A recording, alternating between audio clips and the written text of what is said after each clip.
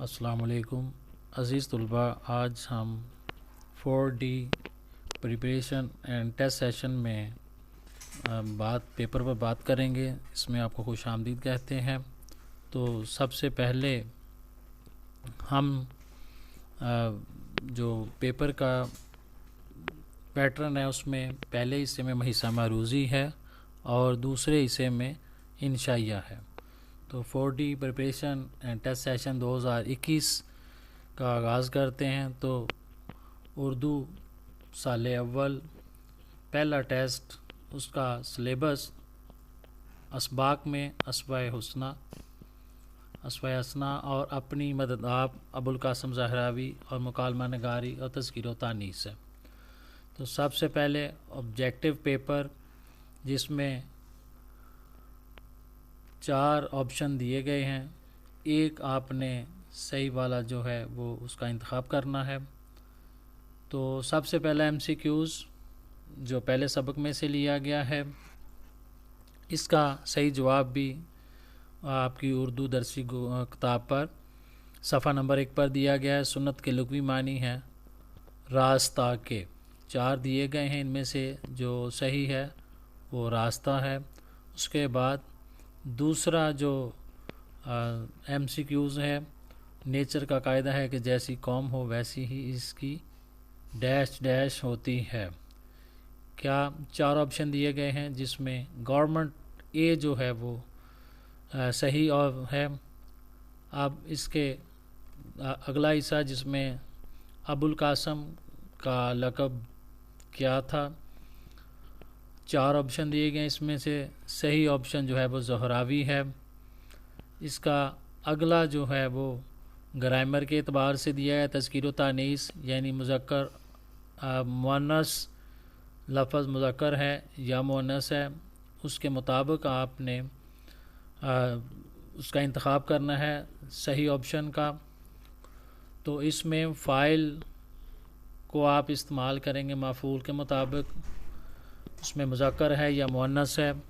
تو پہلا آپشن جو ہے اس میں ڈیش ڈیش گھاس دیکھ کر دل خوش ہوا۔ گھاس جو ہے وہ مذکر ہے، اس لیے اس کا صحیح آپشن یہ ہے، ہرا ہرا گھاس دیکھ کر دل خوش ہوا۔ اس کے بعد 5واں جو ہے وہ شادی حال میں میز ڈیش ڈیش ہے، شادی حال میں میز خالی ڈیش ڈیش ہے۔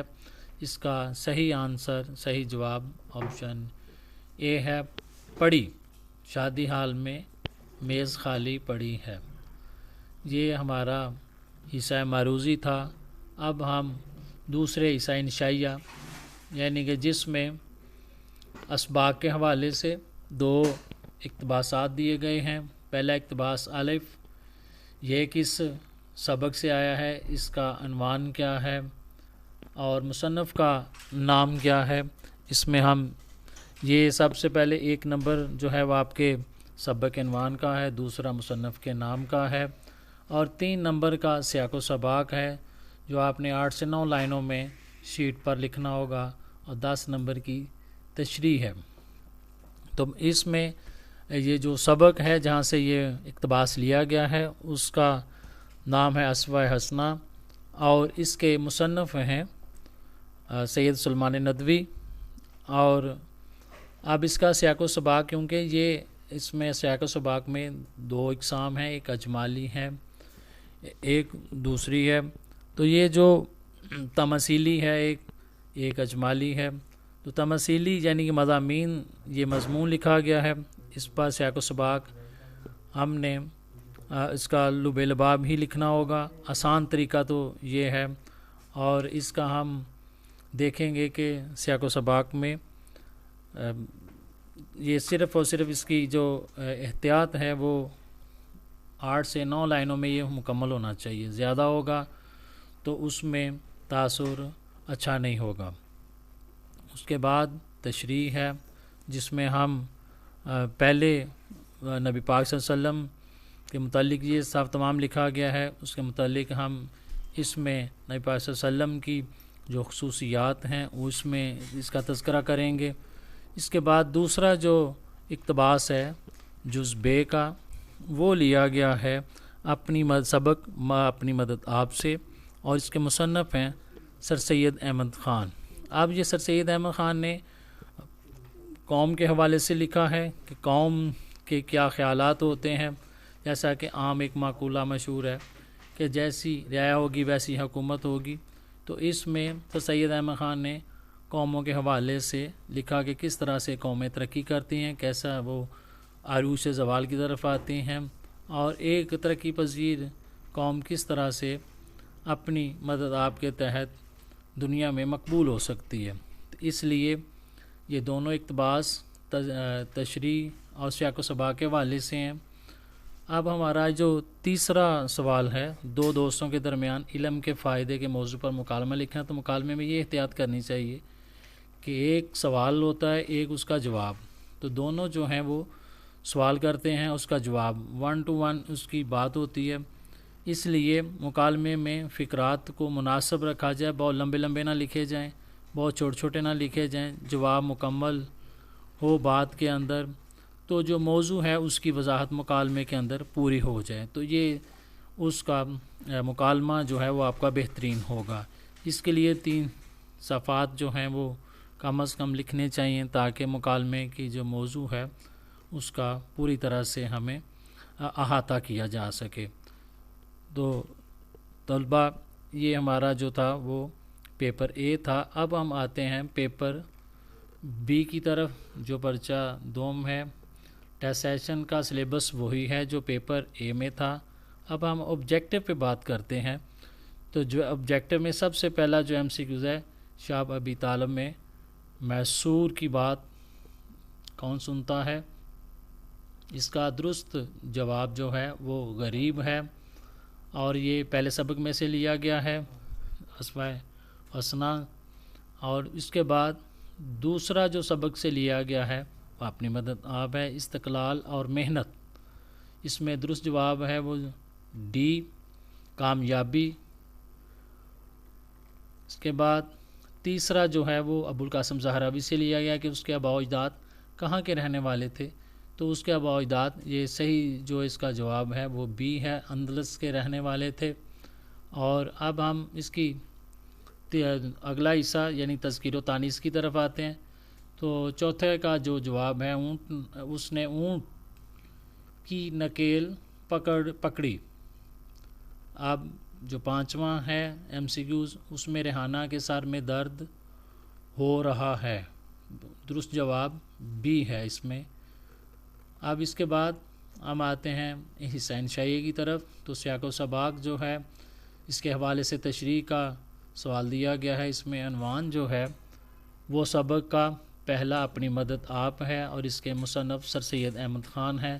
تو سیاق و سباق ہم اسی طریقے سے لکھیں جیسے میں نے پیپر اے میں بتایا، اور اس میں اقوام کے حوالے سے بات کی گئی ہے کہ ایک زوال شدہ جو قوم ہے وہ کس طریقے سے آگے اب ترقی کر سکتی ہے اور دنیا کی بہترین جو ہے وہ قوم بن سکتی ہے۔ سر سید احمد خان نے اپنی قوم کی خدمت بھی کی، اور اس کے حوالے سے اپنی قوم کو جو ہے وہ مزید طریقے بھی بتائے، اس میں تدابیر بھی بتائیں کہ کس طرح سے ہم آگے بڑھ سکتے ہیں۔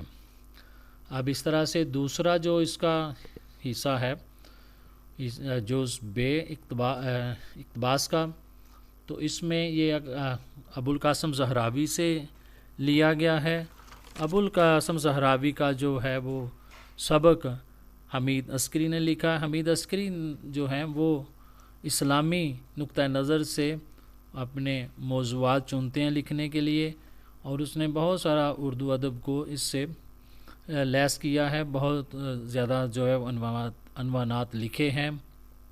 تو اس سبق میں بھی ابوالقاسم زہراوی مسلمان سائنسدان ہے، اس نے مسلمان اپنا ایسی ایجادات کی، ایسی تخلیقات کی جو آج تک اس میں کوئی تبدیلی نہیں کر سکا۔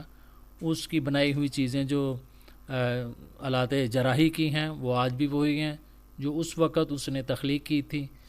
تو اس لیے اس کے یہ ایک شخصیت پر یہ پیرا ہے، اور اس کے حوالے سے اس پر بات ہوئی ہے۔ تو ہم اس کا لب لباب ہی اس میں لکھیں گے کہ کس طریقے سے وہ کہاں کا رہنے والا تھا، کس طرح سے وہ اس کو کیا ذوق شوق تھا، کس طرح سے وہ اس عمل کی طرف آیا اور اس نے آ کر یہ اتنی عمدہ کتاب لکھ دی جو آج تک رائج ہے۔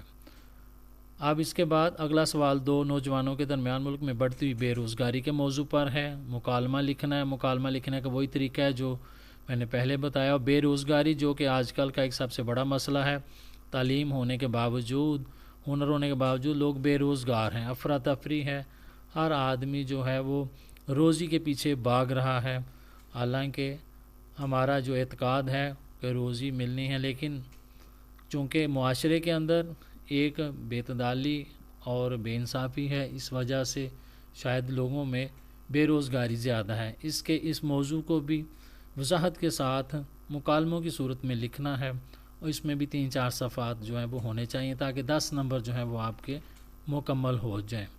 تو یہ عزیز طلباء آج کا ہمارا سبق تھا، پیپر تھے جس پر ہم نے کام کیا ہے۔